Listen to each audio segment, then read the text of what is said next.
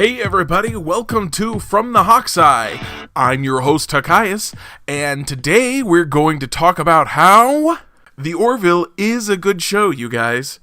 Rumor has it that Family Guy and TED creator Seth Macfarlane went to Paramount Studios, the owners of the rights to Star Trek, and pitched them on him writing, directing, and starring in a new Star Trek series.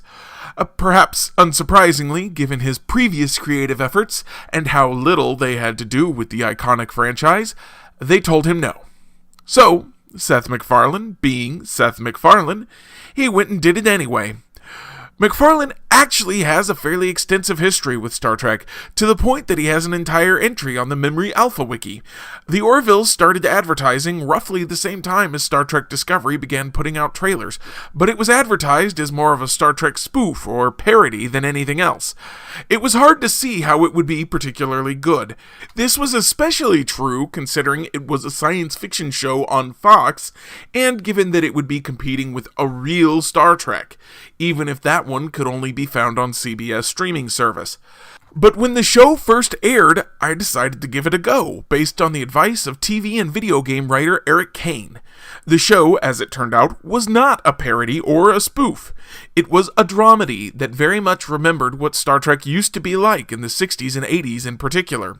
Everything from the musical cues to the color scheme of the ship's interior and exterior to the lighting used throughout the show is extremely reminiscent of particularly Star Trek The Next Generation. The show features a lot of the representation and tackles the social issues I mentioned last week that have always been keys to Star Trek. The primary difference between this show and what has come before is that it does feature some of Macfarlane's trademark humor. I know rather a large number of people who have completely refused to watch the show because they don't like Macfarlane's humor, and I have to admit I'm not his biggest fan either. But the show so lovingly represents what Star Trek The Next Generation would look like if it were created today that I have no problem looking past the moments where the humor shows up, and it isn't as often as you might imagine. The crew features a near-direct ripoff of TNG's Data in the form of Isaac, a humanoid android who wants to learn more about humanity. Macfarlane twists the character a bit by making it clear that Isaac does not want to be human, he's far superior to them and is simply studying them. He reminds them on a regular basis just how superior he is. Captain Ed Mercer has a unique relationship with his first officer, Commander Kelly Grayson, as well. They were once married, but got divorced when she cheated on him. This relationship could easily have become grating, but it's actually strangely charming and sweet most of the time. The two characters obviously care about each other and share a history, but it doesn't delve into cheap romance ploys, though they butt heads frequently, as people with long histories are wont to do.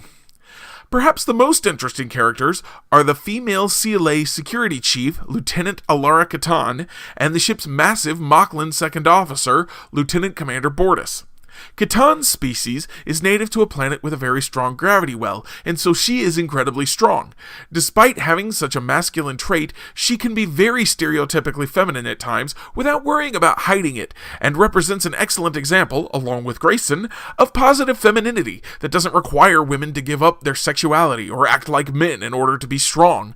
Bortus, meanwhile, has the build of a Klingon, but the reserved personality of a Vulcan. Neither of these traits prevent him from being in a homosexual relationship, shattering stereotypes of gay men who must be flighty or flashy. The episode that absolutely convinced me that Macfarlane was serious about doing this Star Trek thing right was the third episode of the season and series about a girl. This episode explored the gender spectrum in a thoughtful way that was reminiscent of the way Star Trek The Next Generation explored sexuality and gender in its fifth season episode, The Outcast. There were no childish jokes made at the expense of women or transgender people, but questions were asked and considered in a way that should cause anyone watching it to evaluate or perhaps re-evaluate their positions. Macfarlane has also used his pull with Star Trek alums to include their talents in the show. Longtime Trek producer Brannon Braga has a similar role in The Orville.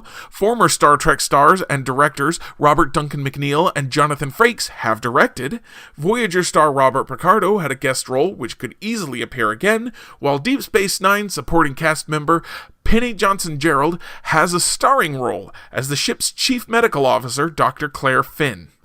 As previously mentioned, the show isn't perfect. Macfarlane's humor does creep in from time to time. This primarily comes in the form of the ship's helmsman and navigator frequently availing themselves of childish hijinks, but the rest of the crew actually avoids this for the most part. That isn't to say the rest of the crew isn't funny, they're just, well, actually funny when the occasion calls for it. In About a Girl, Bortus becomes depressed over the future of his child, and despite being a large reserved male, he finds himself sitting on a couch eating ice cream and watching sappy movies. The best joke might have been from the series pilot, however, as Mercer is introducing himself to the senior staff upon taking command of the USS Orville and comes to Dr. Finn. Ed Mercer: Dr. Claire Finn, you're my chief medical officer, yes? Dr. Claire Finn: Yes, sir, I am. Welcome aboard.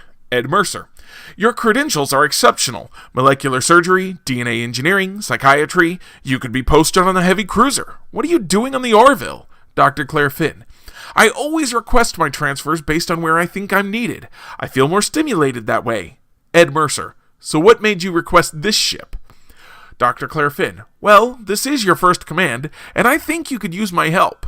Ed Mercer: So you think I might screw up? Dr. Claire Finn: No, sir, I didn't say that, sir. Of course, Macfarlane attempts to ruin this great back and forth, which I read as a reference to her resume as an actor from the real Star Trek, compared to his fake show, with a childish reference to male genitalia. Ed Mercer: Well, no, but you implied that you don't think I have the balls to do this job. Dr. Claire Finn: Well, I am your doctor, sir, and if your balls are under par, I'll know. But the good doctor actually delivers this line so well that it somehow ends up working. For those of you who wonder how this show and Star Trek Discovery can coexist, I offer you the following image.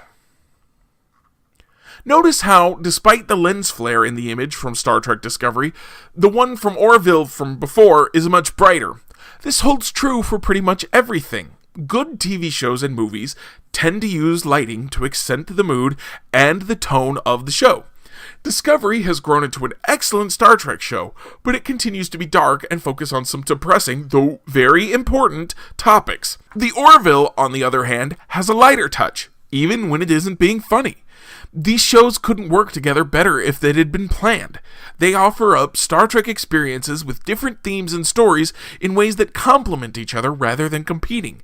They even have different storytelling structures. Discovery has a serialized structure where each episode contains a chapter of the story, while Orville features an episodic style. The first season of The Orville was truncated to 12 episodes and has already been completed. However, a second season has been ordered.